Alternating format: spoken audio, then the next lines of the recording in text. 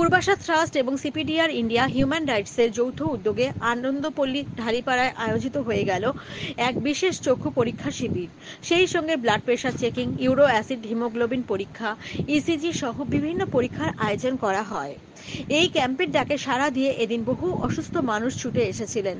সেই সঙ্গে এদিনের বিশেষ আকর্ষণ ছিল কচি কাচাদের পতাকা উত্তোলনের পর নাচ গানের সাংস্কৃতিক অনুষ্ঠান।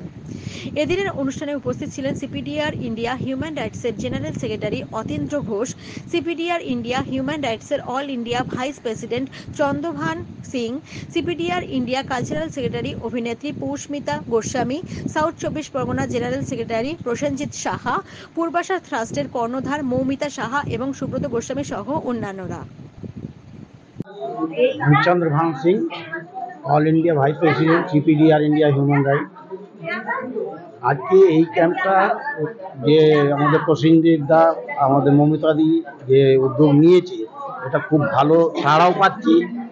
আর এটা দরকারও ছিল, অনেকদিন ধরে প্ল্যানিং হচ্ছিল। তো এর উপরে আমার মনে হয় এর আগে ব্লাড ডোনেশনও করেছিল এরা। তো ছোটোখাটো প্রোগ্রাম এরা সবসময় এই পূর্বাশা ট্রাস্টে করতে থাকে।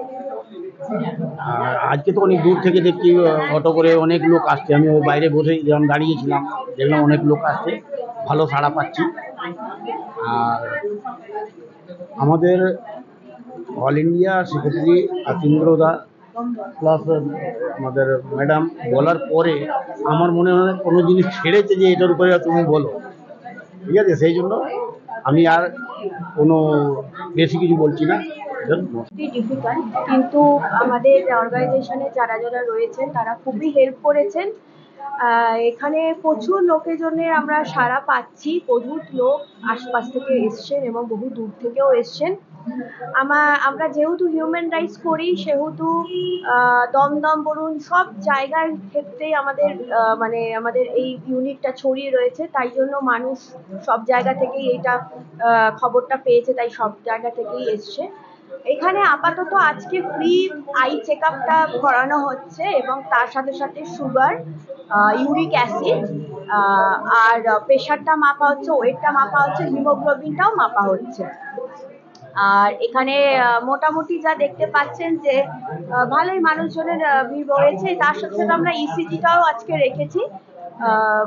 দেখা যাক, এখনো অনেকজন নাম লিখে দিয়ে গেছেন, আসছে।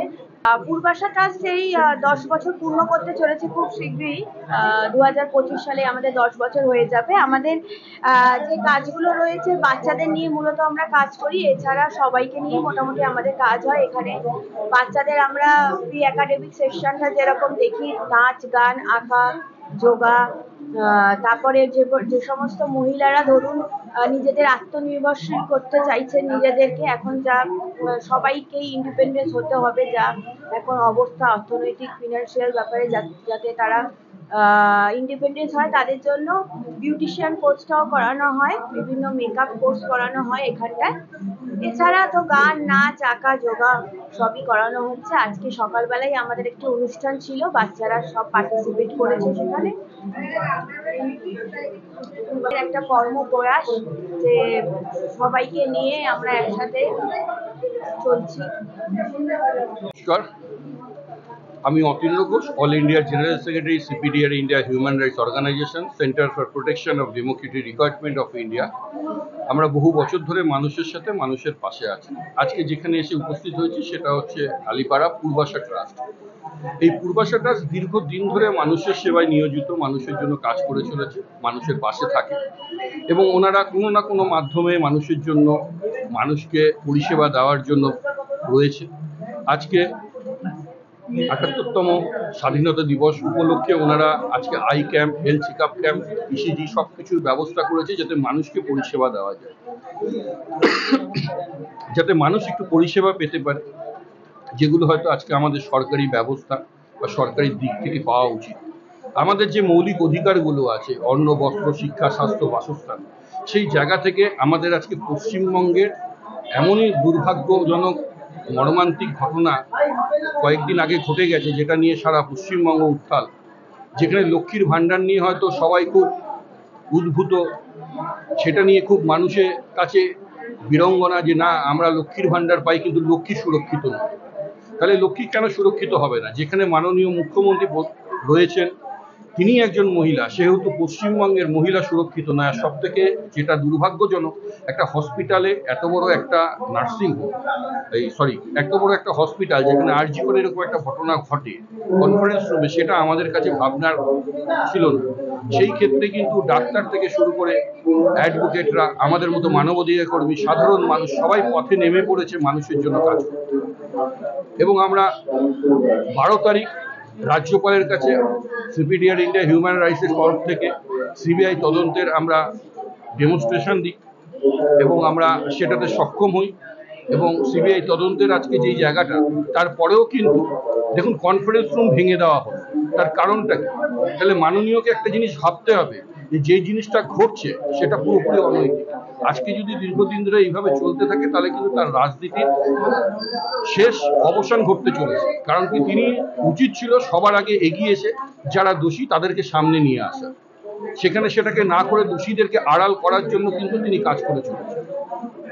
এবং আমরা মানবাধিকার তরফ থেকে সেই জিনিসটাকে ধিক্কার জানাচ্ছি। কারণ কি, মানুষের জন্য আমরা কাজ করছি, মানুষের পাশে থাকছি, মানুষের জন্য আমরা সেবা প্রদান করছি। আর প্রশাসনের কাছে একটাই অনুরোধ যে স্বচ্ছতা বজায় রাখুন। কারণ কি, আপনারা পাবলিক সার্ভে, পাবলিকের ট্যাক্সের পয়সায় আপনাদেরকে পে করা হয়।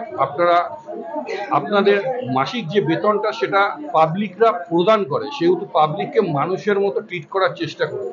আপনাদেরকে নেতা মন্ত্রীরা পয়সা দেয় না, আমাদের ভোটেই কিন্তু সেই সিটে গিয়ে সেই নেতা মন্ত্রীরা বসে। খুব দুর্ভাগ্যজনক আমরা যে আমাদের সিস্টেমটা, মানে আমাদের যে সংবিধানের সিস্টেমটা এরকম একটা জায়গায় রয়েছে যে আমরা অনৈতিক মানুষদেরকে আমরা ভোট দিয়ে চুজ করে সেই মসনদে বসাই যেটা তার সিটের যোগ্য নয়, এবং তারা বসার পরে আমাদেরকে কুকুর ছাগল মধ্যে ব্যবহার করে এবং ট্রিট করে, এবং সেটা একেবারে হওয়া উচিত নয়। এবং আমরা যেটা মনে করি, দীর্ঘদিন ধরে মানুষের পাশে থেকে রাস্তায় নেমে লড়ছি এবং লড়বো।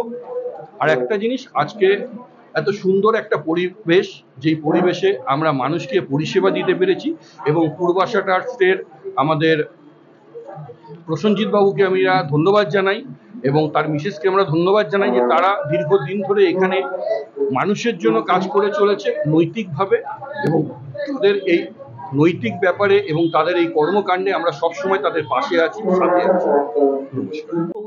পৌষ্মিতা গোস্বামী, আমি অল ইন্ডিয়া সিপিডিআর হিউম্যান রাইটসের কালচারাল সেক্রেটারি। তার পাশাপাশি আমি একজন অভিনেত্রী। আপনারা অনেকেই আমাকে টিভির পর্দায় দেখে থাকেন।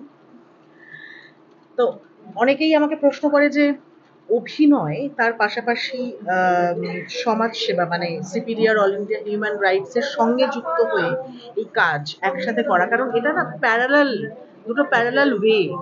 এই দুটোর দুটো প্যারালালই চলবে কিন্তু কখনো মিলবে না।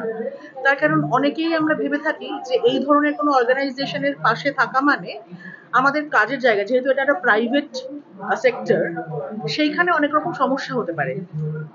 তো আমার বিষয়টা হচ্ছে, আজকে স্বাধীনতার ৭৮ বছরে এসে আমরা নারীরা আবার প্রথম থেকে শুরু করলাম। মানে আমাদের যে রাতটাও এটা আমাদেরকে বোঝাতে হচ্ছে। কলকাতার সারা শহর, কলকাতা পুরো শহর জুড়ে বিভিন্ন জায়গাতে বিক্ষিপ্ত ভাবে জমায়েত করে আমাদেরকে স্লোগান তুলে বোঝাতে হচ্ছে আমরা নারী এবং আমরাও আছি। মানে এর থেকে বড় লজ্জার স্বাধীনতার ৭৮ বছরে এসে আমাদের জন্য আর কিছু হয় বলে আমার মনে হয় না। ফলে আমরা না, স্ট্রাগলটা আমাদের মজ্জাগত। তাই জন্য এই মুহূর্তে দাঁড়িয়ে আমি অভিনেত্রী হিসেবে কি হারাবো আর নতুন করে কি পাবো, এইটা নিয়ে আমার কোনো ভয় নেই, সন্দিহান নেই। বরং অল ইন্ডিয়া হিউম্যান রাইটস সঙ্গে আমি যুক্ত হতে চাই এই কারণেই, বা পেয়ে আমার যেটা সুবিধে হচ্ছে সেটা হচ্ছে আমি মানুষের জন্য কাজ করতে পারছি। মানুষ মানে এখন তো আমার লিঙ্গ, মানে যে লিঙ্গ আমাদেরকে জন্ম দেয় সেই লিঙ্গ সব থেকে বেশি দুর্বলতম জায়গায় রয়েছে, আমাকে তার জন্য কাজ করতে হচ্ছে। ফলে এখন এই মুহূর্তে এই সংগঠনের শক্তি সব থেকে বেশি। আর রবি ঠাকুর বহু বছর আগে বলে গিয়েছিলেন না যে আমারই চেতনার রঙে পান্না হচ্ছে সবুজ। তো আমার এই পূর্বাশা ট্রাস্টে এসে মনে হচ্ছে যে চারিদিকে চেতনার এত স্খলন, সেখানে এসে প্রসেনজিৎ এবং মধুমিতা, ওদের চেতনার রং কিন্তু এখনো সবুজ, পান্নার মতোই সবুজ। কারণ এখানে ওরা যা করছে বেসিক্যালি এটা চারিদিকে হওয়ার কথা। স্বাধীনতা দিবস মানে ওই বছরে একবার করে ফ্ল্যাগ উত্তোলন আর জাতীয় সঙ্গীত গাওয়া নয়, কিন্তু আসলে আমরা কতটা স্বাধীন সেইটাকে যাচাই করে নেওয়া। তো আমাদের তো নারী হিসেবে যাচাই করার কিছু নেই। আমরা গতকাল রাতে আমি এবং আমার প্রচুর সহকর্মী এবং আমার বন্ধু বান্ধব যারা বিভিন্ন প্রফেশনে যুক্ত, তারা এই অবমাননার তিরস্কার এবং প্রতিবাদ করতে, আমি স্পেশালি যাদবপুর 8B থেকে জমায়েত করে স্লোগান দিতে দিতে মধ্যরাত অব্দি আমি সেখানে ছিলাম, তারপর বাড়ি এসেছি। এবং আমার বন্ধু বান্ধবরা কেউ একাডেমি, কেউ কলকাতার বিভিন্ন জায়গাতে, কেউ শিলিগুড়িতে বিভিন্ন জায়গাতে জমায়েত করেছে। তো নারী হিসেবে আমরা বারবার প্রথম থেকে শুরু করেছি। আমাদের এই মুহূর্তে আর ভয় হয় না যে কবে আমরা পৌঁছবো। আমরা জানি আমরা পৌঁছবো, কিন্তু কবে পৌঁছবো আমরা জানি না, কিন্তু লড়াই সেটা জারি থাকবে। নমস্কার, আমি পূর্বাস কাছ থেকে যে আজকে ছোট হেলথ ক্যাম্পটা অর্গানাইজেশন করছি, সেটা হচ্ছে আমাদের আর কিছুই না, যে সাধারণ মানুষ যেভাবে প্রতারিত হচ্ছে, ডাক্তাররা যেরকম প্রতারিত হচ্ছে সব জায়গা থেকে, তো সেই জায়গা থেকে আমি একটা ছোট স্বাস্থ্য ব্যবস্থা রেখেছি। Free eye check up, free blood donation camp, ECG. আমরা চাই যাতে সাধারণ মানুষ এই সেবাটা পায়। আমরা বাচ্চাদের নিয়ে ছোট একটা অর্গানাইজেশন চালাই। আমরা বাচ্চাদের নিয়ে সব সময়ের জন্য আছি, তাদের কীভাবে পড়াশুনো, নাচ গান, আবৃত্তি, নাটক এগুলো করানো যায় সেগুলো নিয়েই আমরা এগিয়ে চলেছি। চেষ্টা করছি আরও যাতে মানুষের সেবায় থাকতে পারি। আমরা সুন্দরবনেও একটি হেলথ ক্যাম্প এর মধ্যে অর্গানাইজেশন করব। আজকে সকালে আমাদের যে ফ্ল্যাগ হোস্টিং হয়েছে তাতে আমাদের মোটামুটি 50 থেকে 60টা বাচ্চা এসেছিল। তাদের পারফর্ম করে তারা আজকে এখনো আমাদের সাথে রয়েছে, তাদের ফ্যামিলি, তাদের সবাই মিলে আমাদের এই হেলথ চেক আপ ক্যাম্পে আমাদের সাথে রয়েছে। এরপরে নেক্সট আরও কি পারফরমেন্স করতে পারি দেখছি। আমরা এখনো পর্যন্ত বুধবার করে হোমিওপ্যাথি ডাক্তারের ব্যবস্থা করেছি, তিনি এখানে এসে চেক আপ করবেন। তো এইভাবে আমরা চালিয়ে যাচ্ছি যতটা সম্ভব, যা করা যায়। 100% এখনো পর্যন্ত 100-এর ওপরে আমরা চেক আপ করিয়ে নিয়েছি, ফ্রি চেক আপ 100-এর ওপরে করিয়ে নিয়েছি।